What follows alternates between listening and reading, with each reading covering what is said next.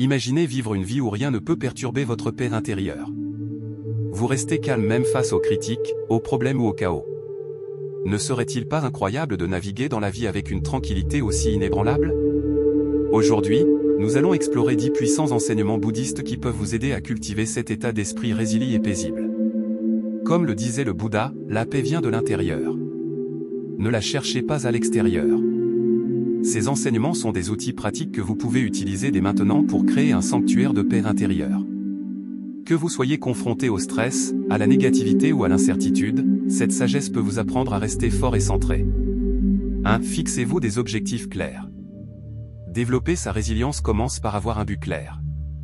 Lorsque vous savez ce que vous voulez dans la vie et ce qui est important pour vous, vos objectifs vous guident et vous aident à rester concentré et calme, même dans les moments difficiles. Considérez vos objectifs clairs comme la carte d'un long voyage, ils vous donnent la force de continuer, car vous connaissez votre destination et son importance. Le Bouddha a enseigné, votre travail consiste à découvrir votre travail et à vous y consacrer pleinement.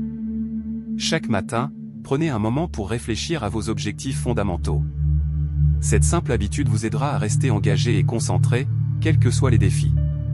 En gardant vos intentions claires, vous construisez une base intérieure solide qui vous permettra d'affronter tous les obstacles avec confiance. 2. Devenez intouchable. Le bouddhisme enseigne qu'une grande partie de nos souffrances ne provient pas d'événements extérieurs, mais de nos réactions. L'idée clé est que personne ne peut vous blesser sans votre consentement. Si vous ne pouvez pas contrôler ce que font les autres, vous pouvez contrôler la façon dont vous réagissez. Lorsque vous comprenez cela, vous prenez le contrôle de vos émotions et les actions des autres cessent de vous perturber. Lorsque quelqu'un essaie de vous contrarier, vous avez le choix.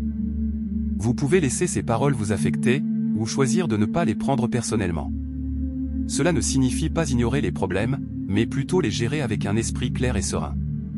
Comme l'a dit le Bouddha, tu ne seras pas puni pour ta colère, tu seras puni par ta colère. Choisir de rester calme préserve ta paix intérieure. 3. Considérez les insultes comme des opportunités. La vie nous réserve inévitablement des moments où l'on nous insulte ou nous offense. Au lieu de réagir avec colère ou douleur, le bouddhisme nous enseigne à considérer ces moments comme des occasions de faire preuve de patience et de maîtrise de soi. Les insultes en disent souvent plus sur les difficultés de l'autre que sur notre propre valeur. Peut-être est-il en proie à sa propre colère, à sa tristesse ou à son insécurité. Le Bouddha a enseigné. La haine ne cesse pas par la haine, mais seulement par l'amour. Telle est la règle éternelle. Répondre à la négativité par encore plus de négativité ne fait qu'empirer les choses. En revanche, en répondant avec calme et compréhension, on brise le cycle. En choisissant de ne pas s'offenser, on préserve sa paix intérieure et on fait preuve d'une puissante maîtrise de soi. 4. Laissez vos actions parler plus fort que vos paroles. Lorsque quelqu'un dit du mal de vous, il est naturel d'être sur la défensive. Cependant, le bouddhisme nous conseille d'aborder ces situations avec bienveillance et concentration. Les paroles négatives des autres ne doivent pas vous définir ni perturber votre paix intérieure. Souvent, ceux qui disent du mal des autres luttent contre leur propre jalousie ou leur propre malheur. Le Bouddha a dit avec sagesse, parlez ou agissez avec un esprit impur, et les ennuis vous suivront. N'oubliez pas que leur négativité est leur propre fardeau. Au lieu de vous énerver, concentrez-vous sur une vie conforme à vos valeurs. Vos actions en gentillesse, honnêteté et intégrité sont bien plus puissantes que n'importe quelle parole négative. Avec le temps, votre véritable caractère transparaîtra. 5. Protégez votre esprit. Considérez votre esprit comme un jardin. Les pensées que vous nourrissez sont les graines que vous plantez. Protéger votre esprit signifie être attentif aux pensées et aux influences que vous laissez pousser. Si vous remplissez votre esprit de peur, de doute ou de colère, votre monde vous paraîtra plus sombre. À l'inverse, si vous vous concentrez sur des pensées positives et valorisantes, vous vous sentirez plus apaisé et résilient. Il ne s'agit pas d'ignorer les pensées négatives, mais plutôt de les reconnaître sans les laisser prendre le dessus.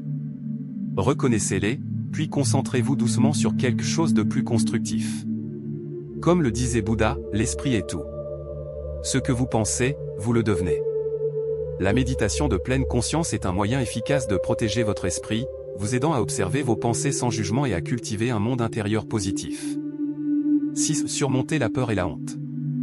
La peur et la honte sont des émotions puissantes qui peuvent nous empêcher de vivre pleinement. La peur est souvent une réaction à l'inconnu, tandis que la honte naît d'un sentiment d'être imparfait ou indigne.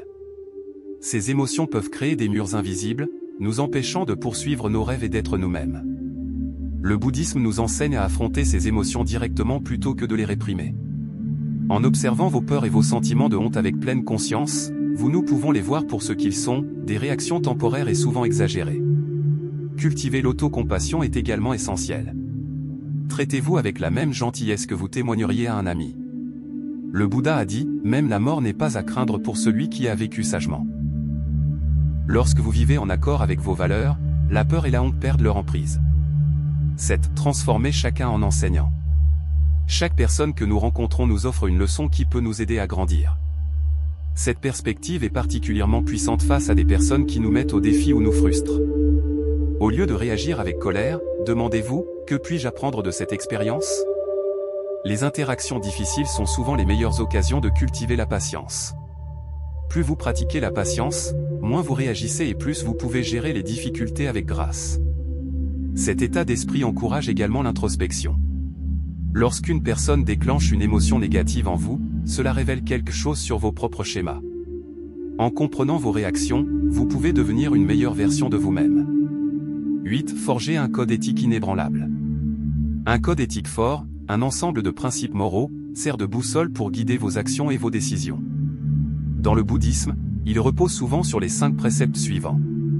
Éviter de nuire aux êtres vivants. Ne pas prendre ce qui n'est pas donné.